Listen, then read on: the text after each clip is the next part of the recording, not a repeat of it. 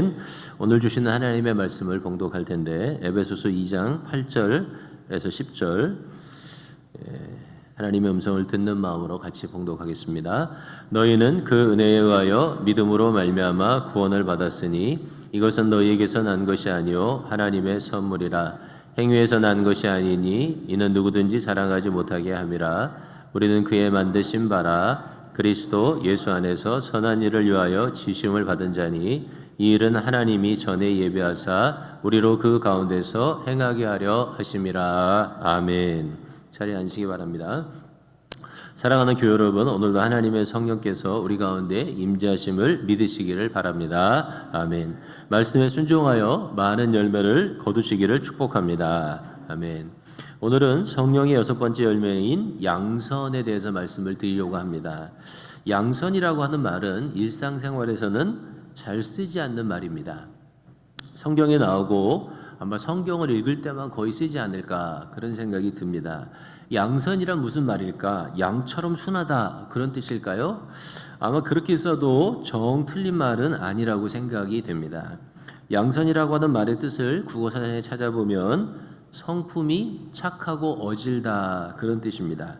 어질다는 말은 너그럽고 지혜롭고 착하다 그런 말이죠. 여러분 아시는지 모르겠지만 똑같은 뜻을 가진 한국어 단어가 있는데 그게 뭐냐면 선량함이라고 하는 말입니다. 선량하다고 하는 것과 양선이라고 하는 말은 뜻이 똑같습니다. 근데 한자로 봐도 양선을 거꾸로 글자를 뒤집어 놓으면 그게 선량이에요. 근데 선량이라고 하는 말은 꽤 한국어에서 많이 오랫동안 써왔던 말입니다. 그런데 왜 굳이 이 선량함이라고 하는 단어가 있음에도 불구하고 성경을 쓸 때 양선이라고 썼을까 그런 질문이 들지 않습니까? 제가 성경을 읽고 또 묵상하는 가운데 깨닫는 것은 양선, 성경에 말하는 선량함은 세상에 말하는 선량함과는 차이가 있기 때문이다. 그게 제가 내리는 결론입니다. 그러면 양선과 선량은 어떻게 차이가 날까요? 이미 몇 번의 설교를 잘 들으신 분들은 본교와 같이 깨닫게 되셨을 텐데 뭐죠? 하나는 세상이 말하는 선량함의 기준은 인간에게 있고 성경이 말하는 양선의 기준은 누구에게 있다? 하나님께 있다. 그런 면에서 차이가 나는 거죠. 세상에는 선량한 사람이 꽤 많이 있습니다.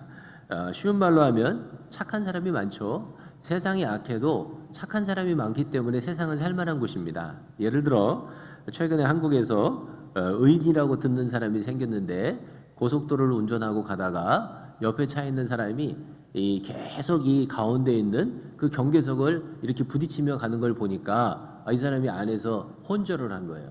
그래서 이 운전자가 자기 차를 가지고 그 차 앞을 가로막고 일부러 추돌 사고를 해서 그 차를 세웁니다.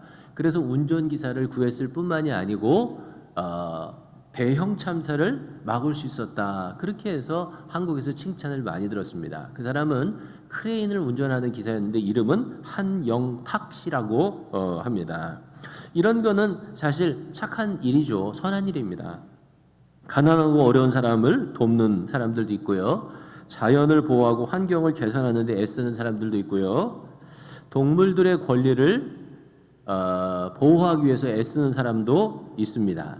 다 세상적으로 보면 착한 사람들입니다. 그리고 그 중에 많은 행동들은 하나님 보시기에도 선한 행동이었다고 저는 그렇게 생각합니다. 그러나 세상 사람들이 보는 바에 있어서 선량한 것, 착한 것, 어진 것은 한계가 분명합니다. 어떤 한계가 있냐면 그것은 착하고 선량하다고 하는 것이 세상에서는 항상 주관적이며 상대적이라고 하는 거예요. 주관적이라고 하는 것은 누구나 자기 자신이 또는 자기와 관계된 사람은 착하다고 생각할 수 있다는 거예요. 예를 들어서 조폭으로 많은 사람을 때리고 상처를 준 사람도 나는 착한 사람이라고 생각하는 사람이 꽤 많이 있습니다. 그리고 그 부모님은 내 아들은 착한데 친구들이 나빠서 그렇게 됐다고 생각합니다. 그것뿐만이 아니죠. 독재자로서 쿠데타를 일으켜서 수없이 많은 사람을 죽인 사람도, 그리고 또 수천 수백만 명의 수천 명의 임금을 도적질해 먹은 기업인도 자기 자신은 착하다라고 정의하고 이해할 수 있다는 거예요. 그만큼 세상적인 착한 것은 뭐냐면 주관적이라는 거예요. 또 세상적인 착함, 선량함은 상대적입니다. 그래서 한 사람에게 착한 것이 다른 사람에게는 악한 것이 될 수 있는 거예요. 예를 들어서 어떤 일본 사람이 한 100여 년 전에 태어나서 자기 조국과 민족을 사랑해서 그리고 또 자기 가족을 사랑해서 착하다고 생각하고 행동했던 수없이 많은 일들이 한국 사람들에게는 너무도 악한 일일 수 있다는 거예요. 그래서 세상의 선량함은 주관적이고 상대적이에요. 문제는 뭐냐면 우리가 살아가는 이 시대는 이 상대성과 주관성에 엄청난 박수를 보낸다는 거예요.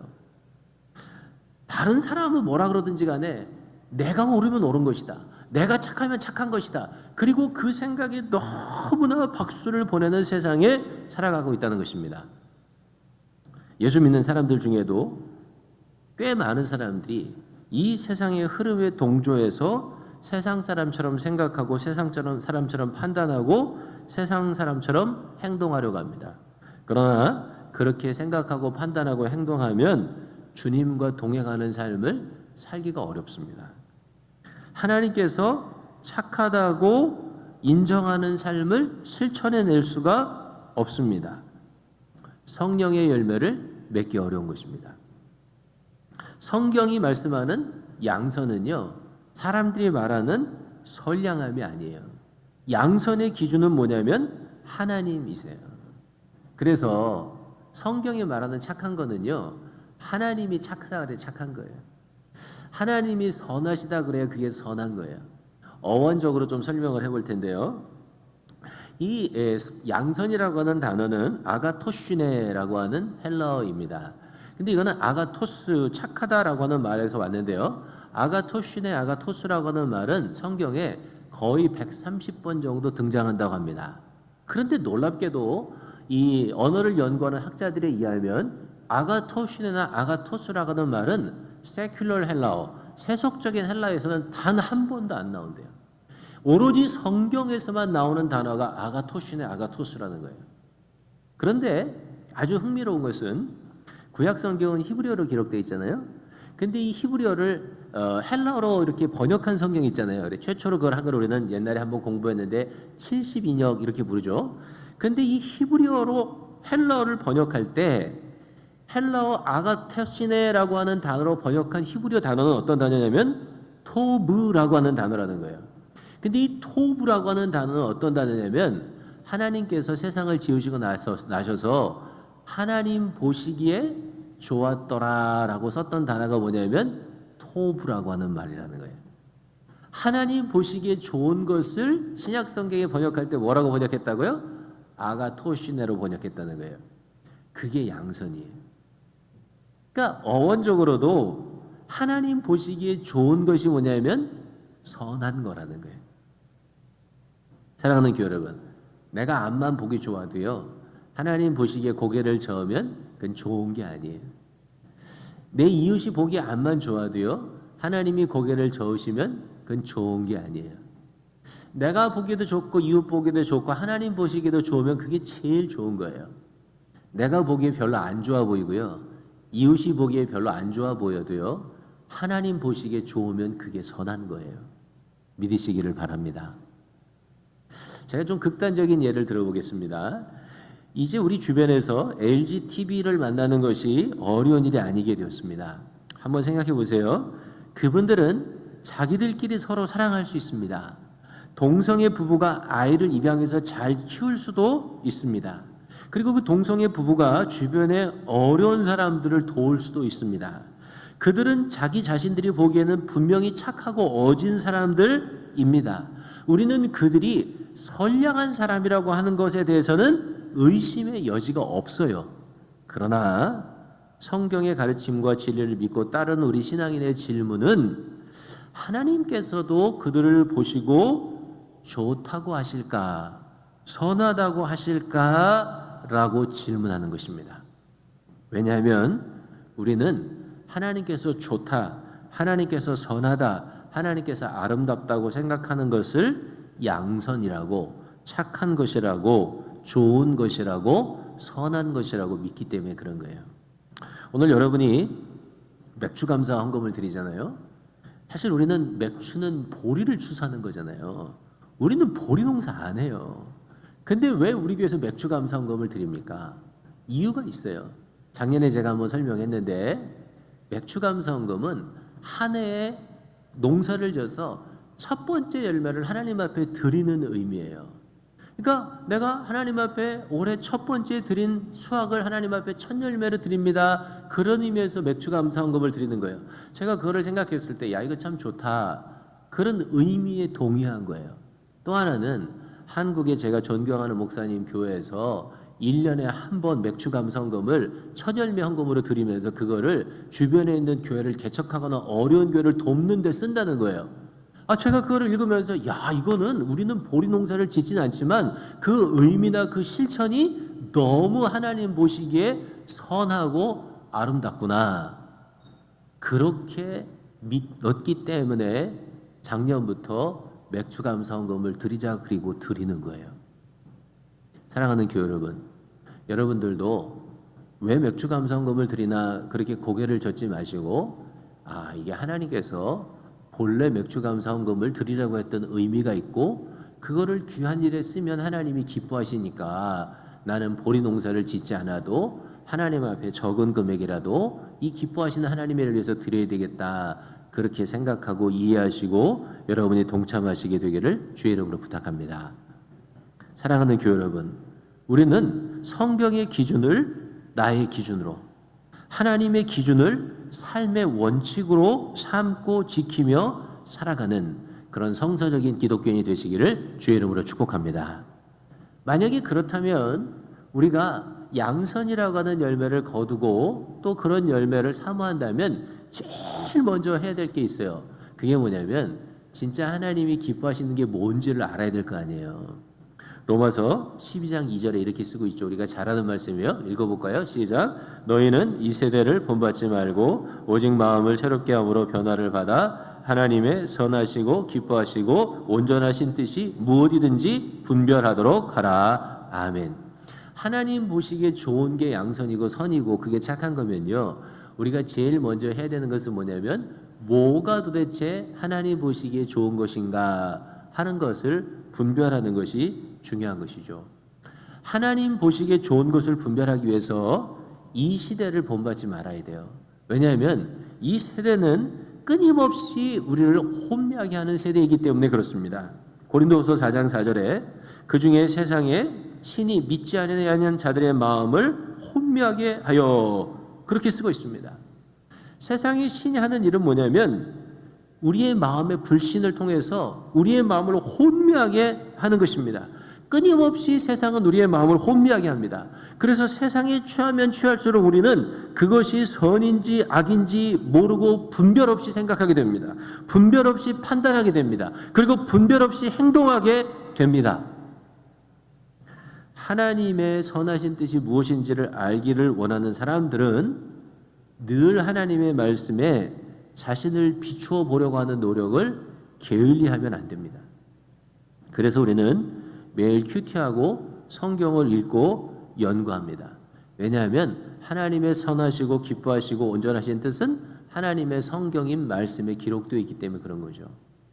저희가 2주째 오이코스 인도자님들하고 큐티를 통해서 사과나무 농장 프로젝트 훈련을 하고 있는데 뭐 굉장한 거 아니에요. 아침에 성경을 묵상한 것을 우리가 저하고 인도자가 나누고 저녁에 내가 그 말씀대로 살았는지를 간단하게 2-3줄로 적어보는 영적인 훈련이에요. 그런데 굉장히 유익해요. 내가 아침에 몇 줄을 이렇게 쓰면서 하루를 계획하는 것도 굉장히 유익하지만 저녁에 내가 하루를 살았던 것을 몇 줄로 요약해서 써보는 게요. 엄청난 유익이 있는 것을 깨닫게 돼요. 훨씬 더 말씀을 기억하며 살게 돼요. 훨씬 더 내가 행동하는 이 행동을 하나님의 말씀으로 한계를 잘 정하게 돼요. 방종하거나 시간을 낭비하는 것을 줄이게 돼요. 사랑하는 교회 여러분, 7월 20일에 오이코스 인도자들과 하는 훈련을 마치게 되는데 훈련을 마치게 되면 여러분들은 여러분들의 인도자님들과 한번 그렇게 해보시게 되기를 바랍니다. 올 가을에는 예배 후에 전교인 성경 공부를 하려고 계획하고 있습니다. 성경을 함께 읽고 또 함께 나누는 성경 공부를 예배 후에 하려고 하는 것인데, 이 공부에도 우리 성도들이 다 참여해서 하나님의 말씀을 배우고 하나님의 선하시고 기뻐하시고 온전하신 뜻이 무엇인지 분별하여 알 수 있는 계기를 삼게 되기를 주의 이름으로 축복합니다. 내가 하나님의 뜻을 성경을 이해해서 분별하여 알았다고 해보세요. 그래도 내가 양선의 열매를 거두기 위해서는 한 단계 더 나가야 되는데, 그것은 하나님의 선하심을 맛보아 알아야 돼요. 따라해 보겠습니다. 하나님의 선하심을 맛보아 알아야 한다. 아멘. 내가 이해하는 것을 넘어서 하나님의 선하심을 맛보아 알아야 합니다. 왜냐하면 하나님은 선하시다고 우리의 이성에만 가르쳐 주시는 것이 아니고 우리의 삶을 통해서 그것을 체험하게 하시기 때문에 그렇습니다. 시편 34편 8절을 읽어보겠습니다. 시작. 너희는 여호와의 선하심을 맛보아 알지어다. 그에게 피하는 자는 복이 있도다. 아멘. 우리가 하나님의 선하심을 직접 체험하여 맛보아 알 때 우리는 하나님의 선하심을 우리의 삶으로 드러내는 단계로 나아가게 됩니다. 왜냐하면 내가 경험하여 알기 때문에 그런 것이죠. 그럼 하나님의 선하심은 우리의 삶에 어떻게 드러날까요? 세 가지로 드러나는데 뭐 더 있을 수 있지만 저는 세 가지만 여러분에게 말씀드려요. 첫 번째는 우리가 믿음으로 구원받는데 하나님의 선함이 나타나요. 에베소서 2장 8절 오늘 우리가 읽었죠. 너희는 그 은혜로 인하여 믿음으로 말미암아 구원을 받았으니 이것은 너희에게서 난 것이 아니요 하나님의 선물이라. 하나님의 선하심은 우리가 죄인이고 우리가 악한 사람 되었을 때 우리를 용서하고 우리를 구원의 자리로 이끌어가는 선물을 주시는 것으로 드러난 거예요. 오늘도 하나님이 그래서 가장 기뻐하시는 선은 뭔지 아십니까? 죽어가는 영혼이 구원받는 거예요. 그거보다 더 선한 게 없는 거예요. 죽어가는 영혼을 구원하는 것보다 더 큰 양선의 열매는 없어요. 영혼을 구원하는 것은요, 전도에서 구원하는 것은 그것은 구원의 열매이기도 하지만 양선의 열매예요. 왜냐하면 하나님이 그거를 선하다고 인정하시기 때문에 그런 거예요. 두 번째 선은 하나님께서 기도에 응답해 주시는 것이 하나님의 선입니다. 시편 34편 우리가 조금 전에 너희는 여호와의 선하심을 맛보아 알자다 그 읽었죠. 34편 6절에 이렇게 쓰고 있습니다. 읽어보겠습니다. 시작. 이 곤고한 자가 부르짖음에 여호와께서 들으시고 그의 모든 환난에서 구원하셨도다. 아멘. 여호와의 선하심을 맛보아 알자다 그 말을 했을 때 그 말이 포함하고 있던 가장 큰 의미는 뭐냐면 곤고한 자가 부르실 때 하나님께서 들으시고 구원하시는 것을 경험하라는 말이에요. 그게 뭐냐면 그게 여호와의 선하심이에요. 우리가 맛볼 수 있는 여호와의 선하심이에요. 사랑하는 교회 여러분, 인생의 위기는 누구에게나 찾아오는데 어떤 사람은 그 인생의 위기를 견디지 못해서 무너지는 사람이 있습니다. 어떤 사람은 그 인생의 위기를 주변의 사람들의 도움으로 해결하는 사람이 있습니다. 어떤 사람은 그 인생의 위기를 그냥 우연히 해결하는 사람도 있습니다. 그런 사람이 없는 거 아니에요. 주변에 다 있습니다. 그런데 보세요. 하나님 앞에 기도해서 하나님의 도우심으로 그 위기를 벗어나는 사람만이 하나님의 선하심을 맛보아 알게 돼요. 그게 예수 믿는 사람과 안 믿는 사람의 차이인 거예요. 우리는 예수 믿는다면 어떻게 요행이 이번에도 지나가겠지, 그게 아니에요. 그건 하나님이 주시는 기회를 놓치는 거예요. 하나님 앞에 기도하면서 하나님 나를 구해 주십시오. 나를 이 위기에서 건져 주십시오. 이 어려움을 해결해 주십시오. 하나님이 얼마나 선하신가를 체험하여 알게 해 주십시오. 그렇게 기도하는 사람은요, 문제가 해결돼도 그냥 해결되는 게 아니고 하나님의 선하심을 맛보아 알도록 하나님의 문제를 해결해 주세요. 믿으시면 아멘 하시기 바랍니다. 2008년에 카자흐에서 5년 사역을 끝내고 미국으로 돌아올 때를 지금도 기억합니다. 참 위기였어요. 카자흐에서 피 흘리듯이 영적 전쟁을 치르고 지치고 깨진 상태에서 미국의 안식년을 들어오게 되었습니다. 자녀들이 어릴 때부터 영어권에서 공부했고 또 선교지에서도 선교사 자녀들을 가르쳐주는 선교사님들한테 배워서 아이들이 한국에 가서 공부할 수 있는 길이 없었어요. 또 우리 큰애가 그때 마침 미국에는 한 대학에 합격을 했었기 때문에 어쩔 수 없이 미국에 들어와야만 하는 그런 형편이었습니다. 영주권이 없던 시절 제가 가지고 있던 비자는 R 비자였어요. 종교 비자죠. 취업 비자입니다. 캘리포니아에 있는 한 장로교회에서 후원을 해준 거였어요. 근데 문제는 그 R 비자가 사실은 외부에 있는 사람들이 쓰는 비자가 아니고 미국 내에서 취업을 해서 일하는 사람들이 가져야 되는 비자였던 거예요. 근데 제가 그 비자를 받은 지 거의 1년 만에 이제 미국에 들어오게 되었습니다. 또 제가 저를 후원해줬던 그 교회가 담임 목사님이 사임을 하면서 저와의 관계도 이게 해소가 되는 그런 형편에 있었어요. 제가 좀 불안한 마음이 있어서 가족들을 한국에 두고 제가 먼저 혼자 미국에 들어오게 되었습니다. 이제 LA 공항에 도착해서 인터뷰를 딱 했는데 그분이 저한테 입국심사관이 몇 마디 물어보더니 모든 걸 다 파악하게 됐어요. 제가 선교지에서 일하던 선교사고 저를 후원하는 교회에서 알비자를 허락해 줬고 이걸 다 알게 되었어요. 근데 그분이 저한테 노 했어요. 미국에 못 들어온다는 거예요. 왜냐하면 알비자는 미국에서 일하는 사람이 갖고 있는 거지 너처럼 외국에서 일하는 사람은 그 알비자를 갖고 들어올 수 없다는 거예요. 그래서 빠꾸를 맞았습니다. 대기실로 끌려갔어요. 대기실에 끌려갔더니 꽤 많은 사람들이 대기실에 끌려와 있더라고요. 한 30여 명 이렇게 끌려와 있어요. 야, 기도가 참 무진장 나오기 시작했습니다. 하나님, 내가 여기서 빠꾸 맞아서 다시 디폴트돼서 한국으로 가면 도대체 이게 어떻게 되는 걸까요? 우리 아이들은 어디 가서 공부를 해야 되고 그리고 내가 선교했다 말했던 것은 어떻게 되고 도대체 제 인생은 어떻게 이게 될까요? 너무너무 암담하더라고요. 뭐 한국에 집이 있는 것도 아니고 뭐 아무것도 없는데 한 2시간 정도 기다리면서 기도를 하게 되었습니다. 아마 제 인생에서 그렇게 절실하게 기도했던 적이 별로 없었던 것 같아요. 진짜 절실하게 기도했어요. 근데 이제 그 30명이 두 번째 이렇게 인터뷰를 하러 가더라고요. 그런데 거의 90%가요. 두 번째 인터뷰하러 가면 못 들어가요. 거기를 지나가야 미국으로 들어오는 건데 못 들어오고 끌려가지고 뒤로 끌려가는 거야. 뒤로 끌려가는 사람은 감옥에 가거나 디폴트 되는 사람이에요. 계속 뒤로 끌려가는 걸 보니까 야, 이게 마음이요 얼마나 쭈그러드는지. 하나님 앞에 기도했습니다. 하나님 어쩌면 좋겠습니까? 이 어려움을 어떻게 피할 수 있겠습니까? 한 번만 도와주십시오. 한 번만 더 기회를 주십시오. 이 어려움을 피하게 도와주시면 다시 한번 하나님 앞에 헌신하겠습니다. 그렇게 진짜 강대상에서 써도 되는 말인지 모르겠지만 똥줄이 타는 기도를 하나님 앞에 열심히 했습니다.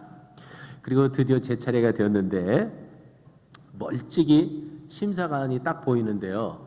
야, 동양인이 앉아 있는 거예요. 아까는 백인이었는데 조금 희망이 보이더라고. 야, 동양인이니까 희망이 좀 보인다. 동양이니까 좀 낫겠지. 그리고 그 입국 심사관 앞에 섰고 그분이 제 이름을 물어봤어요. 제가 이제 제 이름을 정관 김 이렇게 얘기를 했겠죠. 그리고 내가 무슨 말을 했는지는 전혀 생각이 안 나요. 제가 뭐 제 입장을 설명을 했을 거라고 생각이 돼요. 그런데 그 서류를 뒤적이던 입국 심사관이 했던 말은 지금도 잊어먹을 수가 없어요. 아마 평생 못 잊어먹을 거예요. 그분이 한국말로 목사님이세요? 이렇게 물어봤습니다. 한국말로 목사님이세요? 이렇게 물어보는데 야, 여러분 그 감동, 그 감격은요 지금도 생각하면 가슴이 뛰어요. 지금도 생각하면 하나님께서 나를 아직 버리지 않으셨구나. 하나님이 내 가족을 불쌍히 여기시는구나. 나에게 또 다른 기회를 주시려고 하는구나. 사랑하는 교회 여러분, 만약에 제가 두 번째 입국 심사를 한 사람이 미국 사람이었고 그분이 제 설명을 듣고 통과시켜 줬다고 하더라도 저는 하나님이 기도에 응답하셨을 것이라고 그렇게 고백할 거예요. 그런데 제 인터뷰를 했던 분이 한국 분이고 그분이 한국말로 목사님이세요? 그렇게 물었을 때는 하나님이 기도에 응답해 주신 것을 넘어서 하나님의 선하심이, 하나님의 인자심이 그 순간에 넘쳤다고밖에 고백할 수 없는 거예요. 하나님이 우리에게 그렇게 응답해 주세요. 그래서 우리는 하나님이 좋으신 분이라고 하는 것을, 선하신 분이라고 하는 것을 깨달아 알게 돼요. 우리 교회 옮긴 것도 마찬가지예요. 제가 기도했던 기도의 분량이 있었어요. 근데 하나님이 이 교회를 주셨을 때는 제가 기도한 것보다 훨씬 좋은 조건에 훨씬 좋은 예배당을 주셨어요. 그래서 하나님이 그냥 기도에 응답하셨다, 그것을 넘어서서 우리는 어떻게 해요? 하나님이 선하신 분이라고 하는 것을 우리는 마음속 깊은 곳에서 고백할 수 있게 되는 거예요. 그거를 시간이 없어서 제가 설명하지 못하지만 시편 34편 9절에 넘어가면 자기를 경외하는 자에게 부족함이 없이 채워주시는 하나님이라고 설명하고 있어요. 사랑하는 성도 여러분, 이 하나님의 선하심을 여러분도 꼭 체험해서 맛보게 되시기를 부탁합니다. 네. 내가 하나님의 선하심을 이해하고 하나님의 선하심을 경험하잖아요. 그럼 그 다음 단계로 나가야 돼요.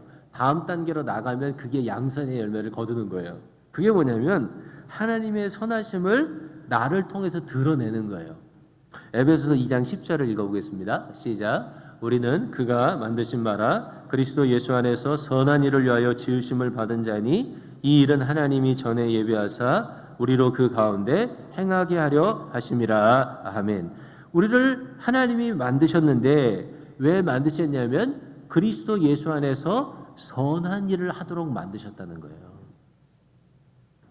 디도서 2장 14절에도 똑같은 말씀이 있어요. 읽어볼까요? 시작. 그가 우리를 대신하여 자신을 주심은 모든 불법에서 우리를 속량하시고 우리를 깨끗하게 하사 선한 일에 열심히 하는 자기 백성이 되게 하려 함이라. 하나님의 선한 일을 열심히 하는 자기 백성이 되게 하려고 하나님이 어떻게 해요? 우리를 구속해 주셨고 우리를 깨끗하게 해 주셨다고 하는 것입니다. 이거를 아는 게 되게 중요해요. 하나님이 우리 인간을 왜 창조하셨느냐? 하나님의 찬송을 부르게 하려 함이라. 하나님의 이름을 영화롭게 하고 하나님 안에서 영원한 기쁨을 누리게 하는 것이다. 맞는 말이에요. 그게 틀리지 않아요. 그게 틀렸다는 게 아니에요. 이 백성은 이 백성은 나를 위하여 하셨느니 나의 찬송을 부르게 함이라. 이사야 4:3-2일에도 있어요. 그러나 그게 아니라는 게 아니고 그거 하나만 꽂혀서 요것만이 유일하다 그렇게 말할 수 없다는 거예요. 성경은 분명히 뭐라고 쓰고 계시냐면 우리를 창조하신 이유는 하나님의 은혜 안에서 하나님의 선하심을 드러내기 위한 선한 일꾼의 열심 있는 백성이 되도록 우리를 창조하시고 구원하셨다는 거예요. 믿으시면 아멘 하시기 바랍니다. 그래서 우리는 하나님의 선하심이 우리를 통해서 드러나도록 선한 일에 열심을 내야 되는 거예요. 아주 열심을 내야 돼요. 그 일을 열심히 하게 될 때 우리는 어떻게 되냐면 빛의 자녀가 돼요. 빛의 자녀들처럼 행하라. 빛의 열매는 모든 착함과 의로움과 진실함이 있느니라. 나를 통해서 착함과 의로움과 진실함이 드러나게 될 때 그때 어떻게 돼요? 그때 우리가 빛의 자녀로 드러나게 되고 하나님이 영광을 얻으시게 돼요. 사랑하는 교회 여러분, 여러분이 이런 얘기를 들어보셨는지 모르겠는데 2차 대전이 끝나고 나서요 연합군이 이 독일을 이렇게 점령해가지고 그 가운데 하나 이제 수용소에 갔어요. 수용소에 가면 가스실 있잖아요. 가스 챔버. 그 많은 사람들을 가스에 죽였죠. 거기에 연합군이 들어가서 병사 중에 하나가 먼저 들어가서 이렇게 얘기했대요. This is hell. 이거는 지옥이다. 그렇게 얘기했다는 거예요. 조금 더 있다가 다른 병사가 안에서 이렇게 얘기했대요. This is unbelievable. 이거는 도대체 믿을 수가 없다. 그렇게 소리쳤다는 거예요. 근데 그 병사가 손가락으로 가르친 것을 보니까 거기 뭐라고 써있냐면 God is good. 그렇게 써놨더라는 거예요. 이게 무슨 말인지 아세요? 하나님의 선하심은요 우리 인생의 가장 참혹한 가운데서도 하나님의 선하심을 경험할 수 있다는 거예요. 자신의 인생의 마지막을 정리하는 가스실 안에서도 하나님의 선하심을 경험할 수 있다는 거예요. 근데 이거는요 정반대로 또 적용이 돼요. 그게 뭐냐면 우리 인생의 가장 어렵고 힘든 순간에도 하나님의 선하심을 드러낼 수 있다는 거예요. 그래서 예수 믿는 사람들의 양선은 세상이 말하는 선량과 틀려요. 세상이 말하는 선량은요, 내가 좋으면 하고 내가 싫으면 안 하는 거예요. 내가 기쁘면 하고 내가 기쁘지 않으면 안 하는 거예요. 누가 알아주면 하고 누가 알아주지 않으면 안 해요. 그런데 하나님이 우리에게 주시는 양선은요, 어떤 상황에서도 하나님의 선하심을 드러내는 양선이란 말이에요. 그래서 양선도 결국은 내가 하는 게 아니고 누가 하는 것이냐면 내 안에 계신 성령이 하시는 거고요. 그래서 그거는 어떤 하나의 행위가 아니고 우리의 인품이고 우리의 성품이 되는 거예요. 사랑하는 교회 여러분, 여러분과 제가 하나님의 성령에게 잘 순종해서 우리의 삶에서도 이 아름다운 열매가 꼭 나타나서 세상이 우리를 통해서 하나님의 선하심을 맛보아 알게 되는 그런 귀한 역사가 있게 되기를 주의 이름으로 축복합니다. 같이 우리 찬양할 텐데, 우리 아까 제가 말씀드렸던 찬양, 우리 한번 같이 찬양 드리겠습니다. 주의 사랑을, 주의 선하심을.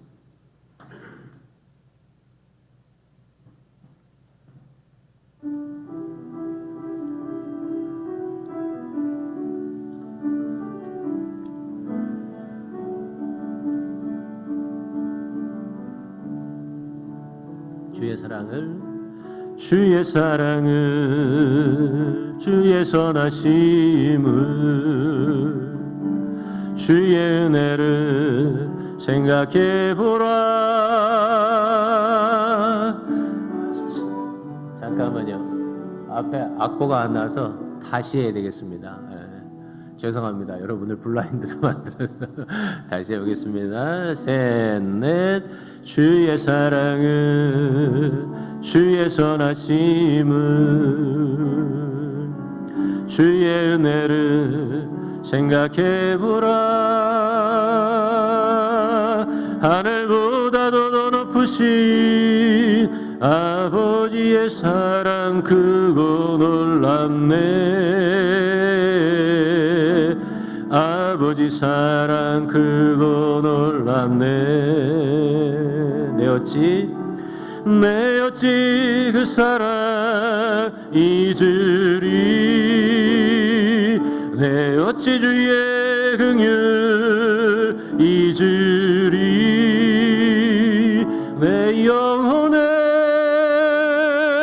모든 소원 만족시킨 하나님. 나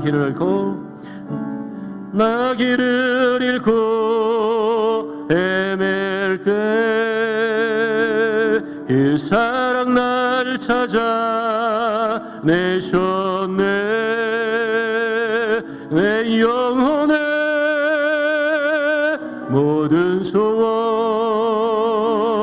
만족시킨 하나님. 주의 사랑을, 주의 사랑을, 주의 선하심을, 주의 은혜를 생각해 보라. 하늘보다도 더 높으신 아버지의 사랑 그거 놀랍네. 아버지 사랑 그거 놀랍네.